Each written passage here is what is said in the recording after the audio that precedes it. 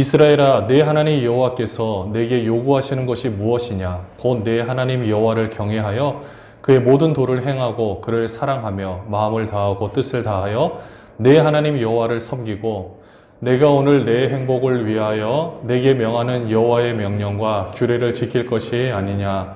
하늘과 모든 하늘의 하늘과 땅과 그 위의 만물은 본래 내 하나님 여호와께 속한 것이로되 여호와께서 오직 내 조상들을 기뻐하시고 그들을 사랑하사 그들의 후손인 너희를 만민 중에서 택하셨음이 오늘과 같으니라. 그러므로 너희는 마음에 할례를 행하고 다시는 목을 곧게 하지 말라. 너희의 하나님 여호와는 신 가운데 신이시며 주 가운데 주시요 크고 능하시며 두려우신 하나님이시라. 사람을 외모로 보지 아니하시며 뇌물을 받지 아니하시고 고아와 과부를 위하여 정의를 행하시며 나그네를 사랑하여 그에게 떡과 옷을 주시나니 너희는 나그네를 사랑하라. 전에 너희도 애굽 땅에서 나그네 되었음이니라. 내 하나님 여호와를 경외하여 그를 섬기며 그에게 의지하고 그의 이름으로 맹세하라. 그는 내 찬송이시요 내 하나님이시라. 내 눈으로 본 이같이 크고 두려운 일을 너를 위하여 행하셨느니라. 애굽에 내려간 내 조상들이 겨우 70인이었으나 이제는 내 하나님 여호와께서 너를 하늘의 별같이 많게 하셨느니라. 아멘. 자, 우리 한번 생각해 볼게요. 자, 주일하면 생각나는 게 뭐가 있으십니까? 여러분들 주일 어떻게 보내십니까? 예배하시죠. 예배하시는데 행복하십니까? 근데 우리가 주일을 보낼 때는 불문율이 있습니다. 그게 뭘까요? 나의 쾌락을 추구하면 안 된다 라는 이 생각이 우리를 사로잡고 있습니다. 예전에 이런 일이 있었어요. 그때 이제 항상 전도 집회를 막 준비를 할 때였는데 한참 그날이 항상 전도할 때 그 축제할 때가 시즌이 항상 가을이잖아요. 보통 교회들마다 가을에 많이 하는데요. 한참 단풍이 예쁘게 필 때입니다. 근데 대부분 주 5일 근무하시는 분도 그렇지만은 또 어떤 분들은 주 6일 근무를 하시다 보니까 평소에는 단풍 구경이야 진짜 할 수가 없는 거예요. 그나마 하루 시간 지워지는 게 바로 주일입니다. 근데 이제 주일이다 보니까 모임 끝나고 교사도 하고 이런 걸 다 한 다음에 오후에 좀 이렇게 그냥 단풍 예쁘게 핀 걸 구경하고 싶은데 그분이 나와서 간증을 하는데 뭐라고 하시냐면요. 그렇게 단풍 보는 게 이게 나의 쾌락을 추구하는 것 같아서 유혹이 있었지만은 참았다 라고 간증을 하는 거예요. 근데 그거를 듣는 분들이 뭐라고 말씀하시냐? 아멘 그러시면서 받아들이는데 제가 뒤에 있다가 이런 생각을 했습니다. 아니 그 단풍 그거 하나님이 만드신 아주 예쁜 건데 그거를 보는 게 우리의 쾌락을 추구하는 건가? 이런 의문점이 들었어요. 물론 이거는 사람들마다 기준이 다 다릅니다. 근데 그 마음 한켠에는 뭐가 있나요? 하나님께 주일은 하나님을 섬기는 날이라고 했을 때 하나님을 섬기려 하다 보니까 나라는 존재는 죽어져야 되고 나라는 존재는 없어져야 된다라는 생각을 하고 있다라는 거죠. 물론 우리 인간의 쾌락을 추구하는 것이 주일은 아니겠지만 정말 그 단풍 구경이라든지 이러는 것조차 그러니까 내 마음이 즐겁게 되는 것조차 다 쾌락으로 간주하고 이것을 하면 안 되는가 여기에 한번 의문점이 가지게 되었습니다. 그러니까 어떻습니까? 이제까지 하나님을 사랑하는 것과 내가 행복한 거는 약간 별개일 것 같아요. 그렇지 않습니까? 내가 하나님을 더 사랑하고 하나님을 섬기려 하다 보니까 내가 쾌락 또는 내가 즐거움을 느끼는 것도 주일날에는 하면 안 되겠고 그러다 보니 자연적인 우리의 인식 가운데는 나의 희생이 있어야만 하나님을 제대로 섬긴다. 그래야 하나님이 기뻐하신다라고 생각하고 있다라는 거죠. 그러니 내가 행복하면 뭔가 좀 하나님한테 미안한 거예요. 여러분들 그런 생각 안 하십니까? 행복이라는 정의를 한번 살펴보니까 국어사전에는 이렇게 나와 있어요. 복된 좋은 운수 또는 생활에서 충분한 만족과 기쁨을 느끼어 흐뭇함 또는 그러한 상태. 저는 이 2번 요 구절이 우리가 이미 알고 있는 구절이지만 좀 다시 마음에 와닿았어요. 생활에서 충분한 만족과 기쁨을 느끼어 흐뭇함 또는 그러한 상태. 그러니까 행복이 단순히 내가 하나님 앞에서 행복하지 않는 것이 하나님을 행복하게 하는 거다. 이거는 좀 아니지 않을까 생각하게 되었습니다. 오늘 이 모세가 신명기를 썼는데요. 신명기를 왜 썼습니까?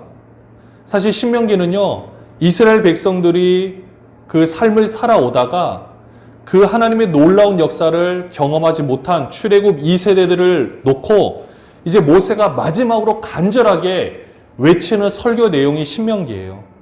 그러니까 지금 모세에게 있어서는 그들 출애굽 2세대의 부모들의 삶을 모세가 함께 살아오면서 그들이 겪어왔던 삶의 희노애락을 다 농축시켜서 선포하는 메시지가 바로 이 신명기 말씀입니다.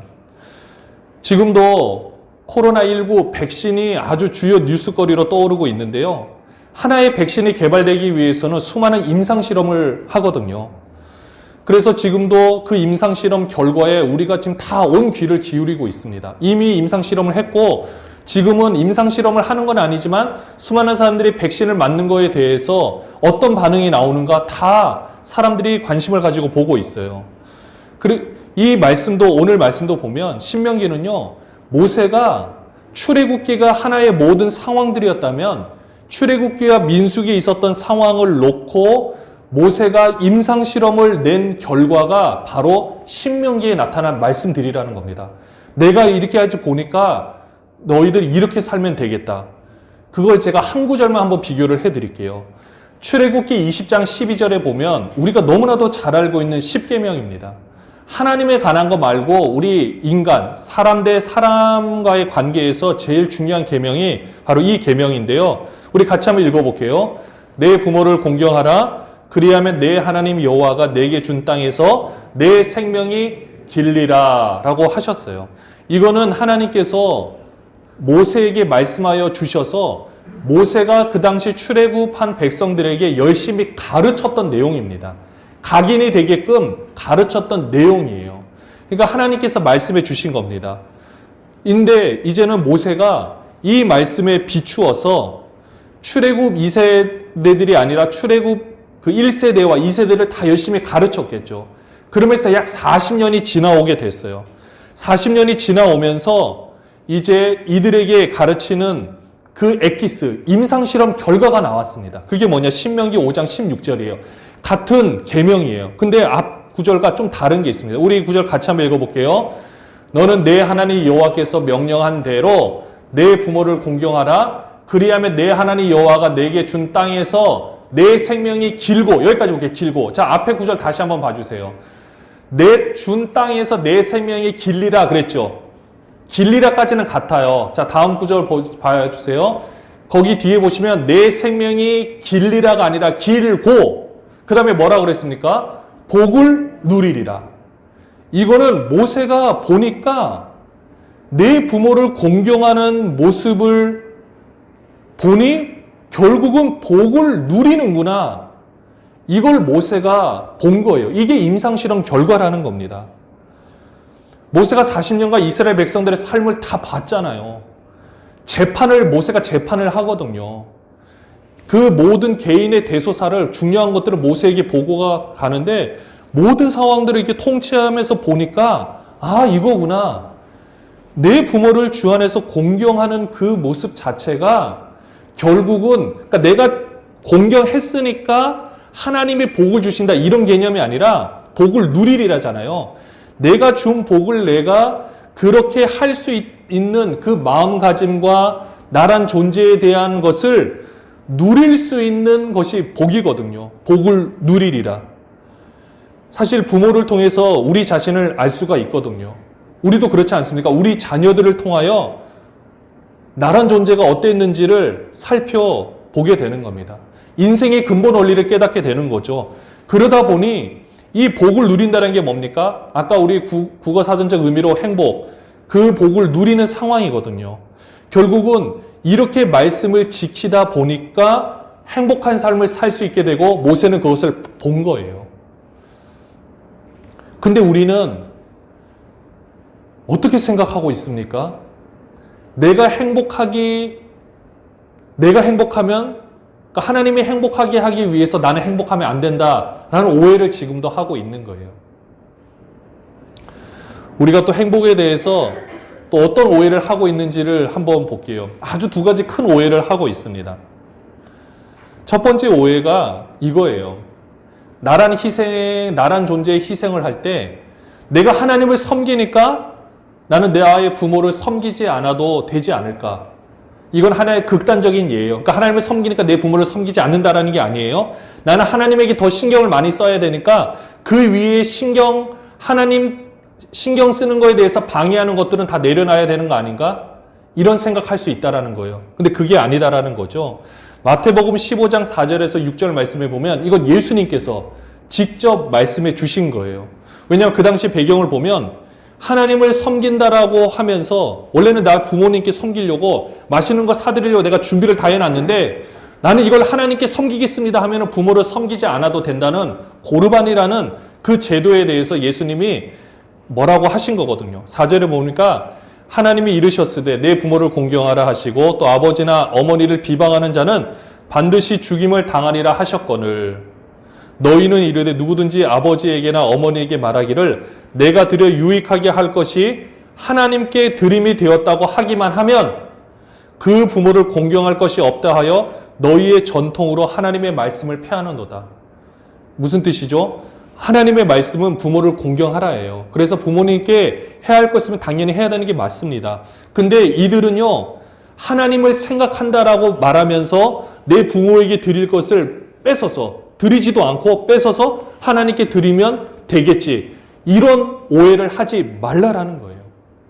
그 다음에 행복에 대해서 두 번째 오해가 있는데 무엇이냐면요. 우리가 왜 아까 제가 서두에 말씀드렸던 것처럼 왜 하나님을 섬긴다라고 할 때 내 자신의 행복을 추구하면 안 되는가? 어떤 것 때문에 그러냐면요.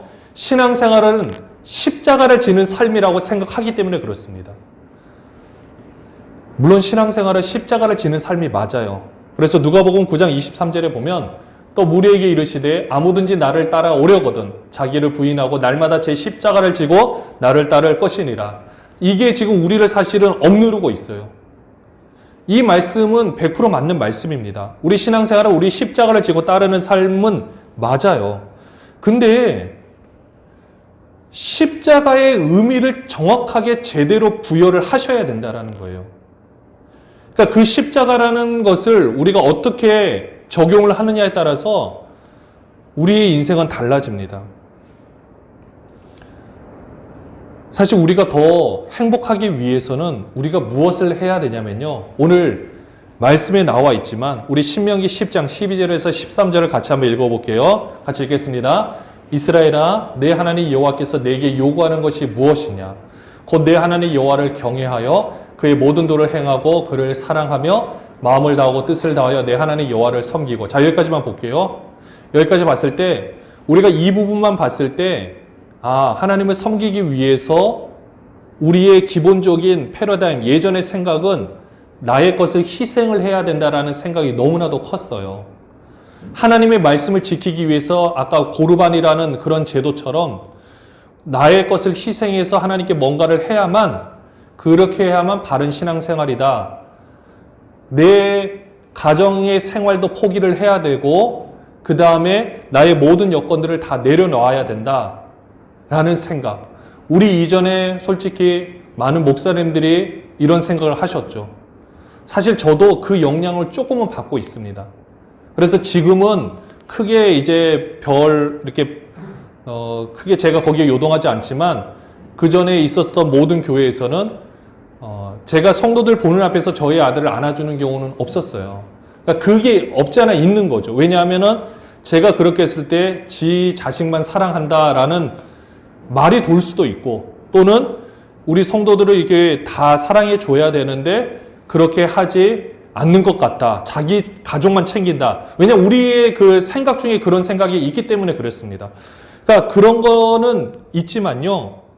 오늘 하나님을 섬기는 게 우리의 모든 것을 희생해야 된다는 것은 아니에요. 왜냐? 오늘 13절에 보시면은 뭐라고 나와 있습니까? 같이 한번 제목 읽어볼게요. 이게 올 한 해 우리 붙잡고 갈 하나의 말씀인데요. 같이 읽겠습니다. 내가 오늘 내 행복을 위하여 내게 명하는 여호와의 명령과 규례를 지킬 것이 아니냐.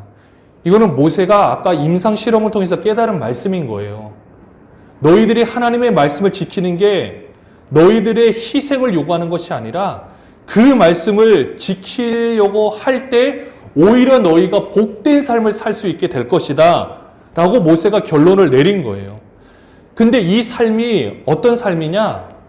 이게 아까 좀 전에 오해의 부분과 연관이 되는데 사실 이 삶은 십자가를 지는 삶은 맞습니다. 근데 우리 거를 희생하라는 게 아니에요. 이 십자가를 지는 삶이라는 것이 무엇이냐면요. 내가 말씀을 지키기 위해서, 그러니까 내게 명하는 여호와의 명령과 규례를 지키려고 하기 위해서 몸부림치는 모습이라는 겁니다. 사실 십자가를 지는 것은 내가 이 말씀대로 살아야 되는데 살지 못하는 나의 현실을 바라보게 돼요. 우리 그렇지 않습니까? 하나님의 말씀대로 살아야 되는데 우리 맨날 넘어지잖아요. 우리 매번 그거 잘 못 지킬 때 많잖아요. 그때 우리는 어떻게 합니까? 그냥 넘어져서 쓰러져서 그냥 누워만 계실 겁니까? 아니죠. 먼지 묻은 채로 일어나서 털고 다시 한번 막 좌절감이 들지만 그래도 다시 한번 일어나서 다시 하나님의 말씀을 붙잡고 나아가려고 하는 겁니다. 이건 하나의 근육 운동하는 것과 마찬가지예요.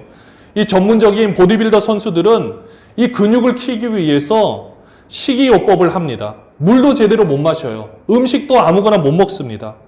그런데 이런 운동의 과정, 하루 그 정말 내 몸 무게보다도 더 힘든 것을 드는 고통이 힘들지만 끝나고 나서 샤워하고 그때 내 몸이 바뀌어진 것을 봤을 때 그렇게 뿌듯할 수가 없다라고 해요. 우리도 운동하거나 어떤 과정에서도 할 때는 힘들지만 하고 나면 개운한 것처럼 십자가를 지는 것은 내가 말씀대로 살려고 몸부림치다가 넘어졌다가 다시 일어나고 또 넘어졌다가 다시 일어나고 이러면서 우리의 영적인 근육이 성장해 가는 것을 말하고 있는 겁니다. 갈라디아서 5장 24절에 보면 그리스도 예수의 사람들은 육체와 함께 그 정욕과 탐심을 십자가에 못 박았느니라. 내가 말씀에 비추어서 말씀대로 살지 못하는 이런 모든 모습들을 십자가에 계속 못 박는 거예요. 내 자신의 더러운 것들 하나님이 보여주시잖아요. 내가 말씀이 기준이 안 되어 있으면 내가 더러운지를 알 수 있는 방법이 없습니다.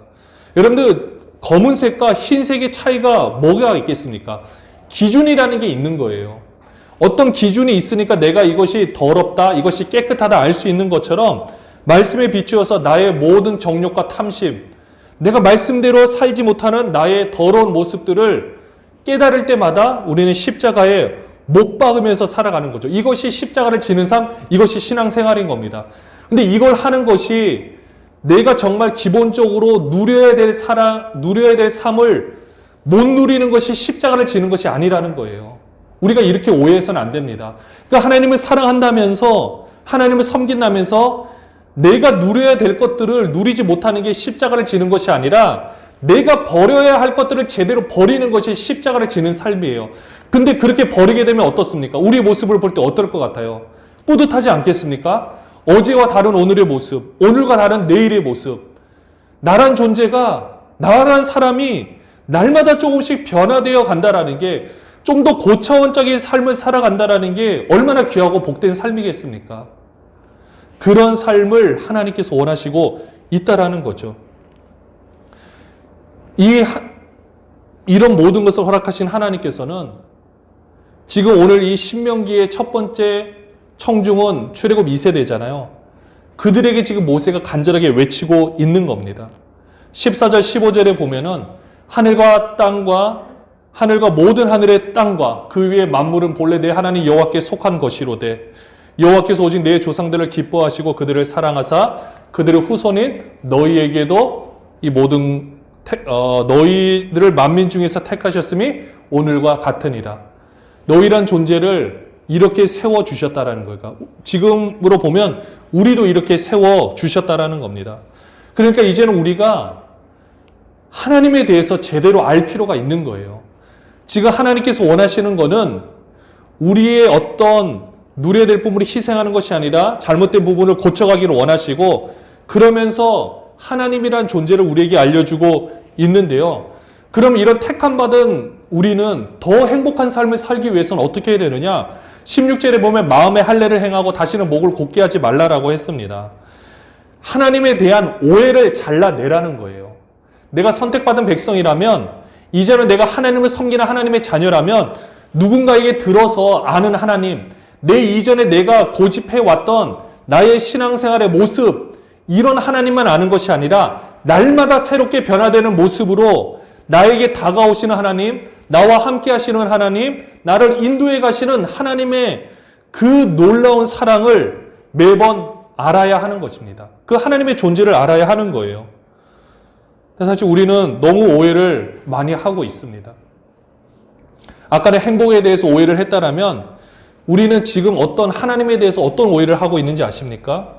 이런 거예요. 내가 행복하면 안 되나? 내가 뭔가 좀 이렇게 즐기면 안 되나? 저 높이 계신 하나님이 나와 관계하실까? 지금 내 상황이 이러는데 내 기도 들어주시나?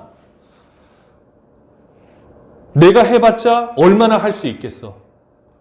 다른 말로 표현하면 우리가 해봤자 얼마나 할 수 있겠어? 지금 상황이 이런데.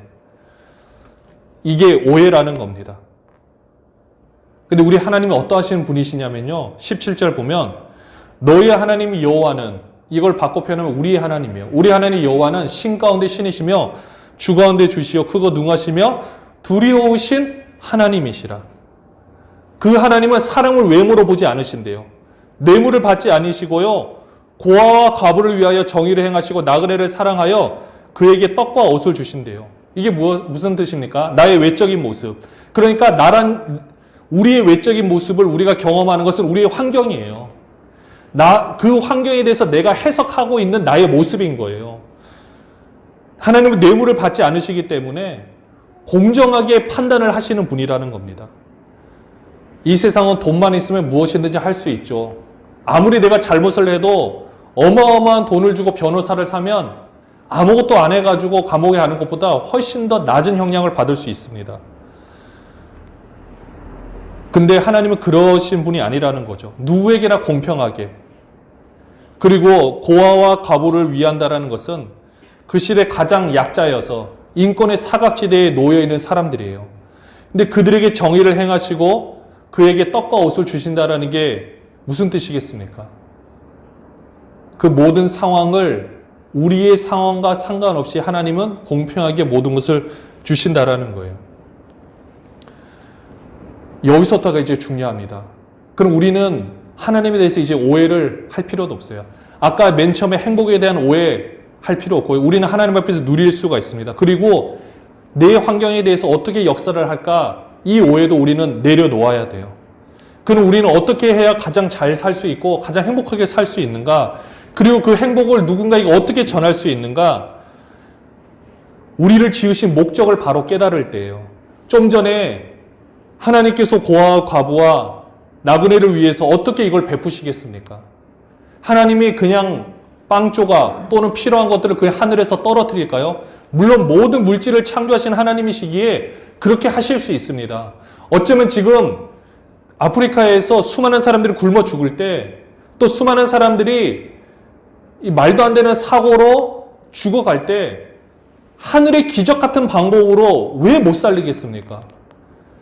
모든 것들이 먹을 거리가 떨어지면 되고요. 열매들이 나무의 열매들이 맺혀지면 되고 할 수 있어요. 근데 그렇게 하시지 않으시죠. 그것은요, 우리가 하나님의 이 존재를 바로 알아. 하나님을 오해하지 않고, 그 다음에 하나님이 이렇게 하시고자 하는 일을 내가 할 때, 내가 하나님처럼 이 일을 할 때, 우선 우리가 가장 행복한 삶을 살 수 있게 되고요. 그것이 수많은 사람들에게 전달되어질 때 그들도 행복한 삶을 살 수 있게 되는 것입니다.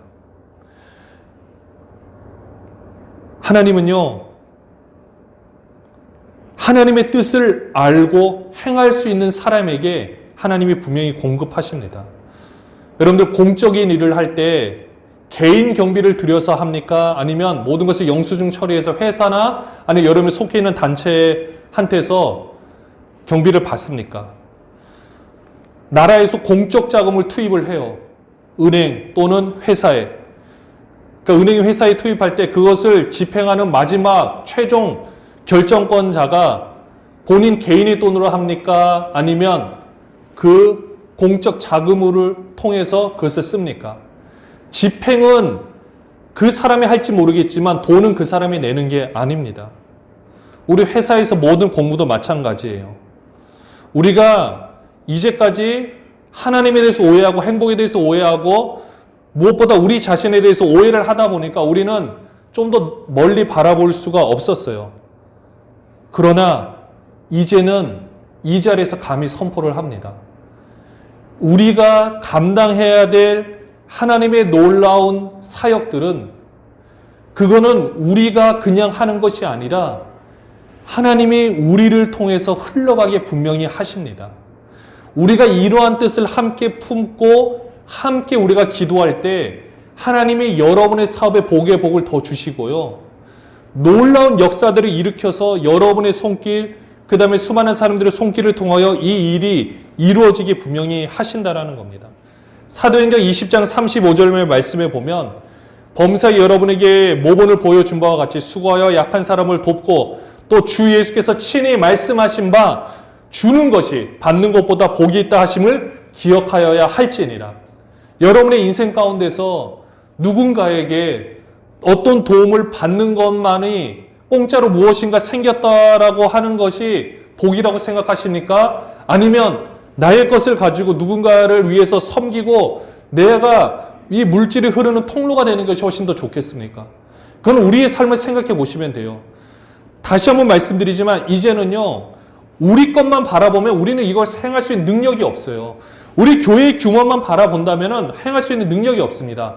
그러나 이것이 하나님께서 하시는 일이고 이 마음을 우리가 함께 동참할 수 있다라면, 그러니까 마음으로 함께 할 수 있고 우리가 눈물을 흘려 기도하면서 준비할 수 있다라면 우리는 이 일을 분명히 해낼 수 있습니다. 왜냐? 하나님이 계획하시고 하나님이 준비하시고 하나님의 마음에 이걸 너무나도 하고 싶어 하시는 거예요. 우리는 잘못된 행복, 이 세상 사람들은요, 본인의 물질이 많고 본인의 모든 것들이 안정적으로 갇혀있을 때 행복하다라고 하지만 이런 모든 것은 바른 행복이라고 할 수가 없습니다. 그러니까 안정적으로 준비하는 것이 나쁘다라는 게 아니에요. 근데 돈이 전부라고 생각하는 이런 모든 관점들, 이것이 잘못됐다라는 겁니다. 실제로 보면 그런 것 같아요. 부모가 돈이 많아지면은 모든 것들이 행복해질 것 같지만 또 자녀들이 거기에 맞춰서 일을 안 한다든지 또는 거기에 대해서 기대하는 바가 있고 또 그렇게 해주지 않아서 사이가 틀어진다든지 이런 말도 안 되는 일들이 참 많이 일어나는 것을 보게 됩니다. 다 준비가 잘 되어 있으면 모르지만은 그렇지 않은 케이스에서 너무 힘들어지거든요. 이런 것처럼 많은 사람들의 잘못된 행복을 알고 있다라면 우리는 어떻게 해야 되느냐? 우리는 어떻게 해줘야 되냐면요. 우리가 이 바른 행복을 선물로 나눠줄 수 있어야 돼요. 우리는 물질의 통로고 복의 통로고 내가 갖고 있는 것이 아니라 하나님이 맡겨주신 것을 가지고 그들을 위해서 심는다라고 했을 때 우리 인생의 가치가 날마다 새로워질 겁니다. 정말로 행복한 삶을 살 수 있게 될 것입니다. 그리고 그렇게 전해졌을 때 그들도 우리가 전해주는 것에서 나는 부자고 너희들은 가난하니까 준다. 이게 여러분들 세상에서 가장 비참한 거예요. 이렇게 하나님이 절대 하라고 말씀하지 않으십니다. 내가 가지고 있는 이 비전과 가치관을 그들에게 전해주는 것은 물질뿐만 아니라 그들도 변화된 삶을 살 수 있도록 그들 주위를 둘러싸고 있는 잘못된 가치관, 생각을 바꿔주는 시스템을 우리의 섬김을 통해서 전해주는 거예요. 그러니까 쉽게 표현하면 우리 교회 공동체가 가지고 있는 이 모습을 그대로 보여주고 함께 동참할 수 있도록, 그래서 그들도 이 복을 받아서 그들도 함께 나눠주는 그런 귀한 복을 함께 누릴 수 있도록, 그래서 그들도 인생의 새로운 목적을 깨달을 수 있도록 해주는 것이 바로 우리가 해야 될 귀한 사명이라는 것입니다. 사랑하는 여러분들, 우리는 이 비전을 실행하기 위해서 이제는 이제 물질도 필요하겠지만 먼저는 우리가 이 하나님의 능력을 제한하지 않고 우리가 함께 이 부분을 놓고 기도했으면 좋겠습니다. 이룩하기 위해서는 많은 에너지가 소모가 되죠. 또 이 비전을 실행하기 위해서는 시드머니, 이 씨앗이 되는 많은 물질도 필요할 수가 있습니다. 근데요, 어마어마하게 대단한 것을 하는 것이 아니라 지금 당장부터 우리가 이 마음을 듣고 품고 함께 기도했으면 좋겠습니다. 사실 이제는 더 이상 지체할 수 없는 것 같아요. 오늘 말씀에 보면 21절, 22절에 보면은 이렇게 말씀을 하고 있습니다. 그는 내 찬송이시요 내 하나님이시라. 내 눈으로 본 이같이 크고 두려운 일을 너를 위하여 행하셨느니라. 애굽에 내려가 내 조상들이 겨우 70인이었으나 이제는 내 하나님 여호와께서 너를 하늘의 별같이 많게 하셨느니라. 70명밖에 되지 않은 그 많은 적은 인원을 이제 한 민족으로 이루게 하신 것, 이거는 그 어떤 기적도 여기에 갖다 붙일 수가 없습니다. 그래서 우리는 어떤 비전을 품어야 되냐면요, 내 힘으로 하는 건 아닙니다. 이거는 하나님의 힘과 능력이 없으면 할 수가 없는 거예요. 근데 우리가 이전에 내가 나한테 역사했던 하나님 오해를 해서 끊어버리지 마시고 이제는 우리가 좀 더 넓게, 좀 더 다르게 바라보시면서 우리가 지금부터 할 수 있는 것이 무엇인가 우리가 기도하면서 우리가 함께 그것을 찾아갔으면 좋겠어요. 우리가 다 이것의 주인이라 생각하시고 나에게 주신 복을 마음껏 전해야겠구나. 하나님의 말씀을 지키는 것이 복인데 내가 먼저 그것을 경험하고 많은 사람들에게 이것을 알려줘야겠구나. 그것을 위해서 물질이 필요하다면 우리 것을 가지고 나눠서 흘러넘치게 해야 되겠구나. 왜냐? 그건 우리 것이 아니라 분명히 하나님께서 우리에게 맡겨주신 것이기 때문에 그렇게 흘러넘칠 때 더 귀하고 놀라운 사역들을 분명히 일으킬 수 있을 거라 믿습니다. 애굽에 내려간 사람들 얼마 되지 않았어요. 그러나 하나님이 그 놀라운 역사를 일으키셨던 것처럼 지금 이 자리에 앉아 계시고 온라인으로 예배하는 모든 분들의 그 마음과 뜻이 한 군데로 모여진다라면 우리는 이 말씀을 지키는 사역, 내가 하나님의 말씀을 지킴으로 더 행복하고 그들도 더 행복한 삶을 살 수 있도록 진짜 가치가 무엇인지를 보여줄 때 그 하나님의 놀라운 역사가 우리를 통하여 일어날 줄로 믿습니다. 하나님의 놀라운 역사가 우리 옛사랑 교회를 통해서 이 2021년 가운데 아름답게 임하여 줄 줄로 믿습니다. 우리 이제 함께 나갔으면 좋겠어요. 우리가 할 수 있는 한은 정말 하나님 앞에서 우리의 마음을 들이시고 우리가 먼저 순종하시고 그것들이 흘러넘쳐서 하나님의 놀라운 역사를 감당하는 우리들이 되시기를 주님의 이름으로 축원합니다.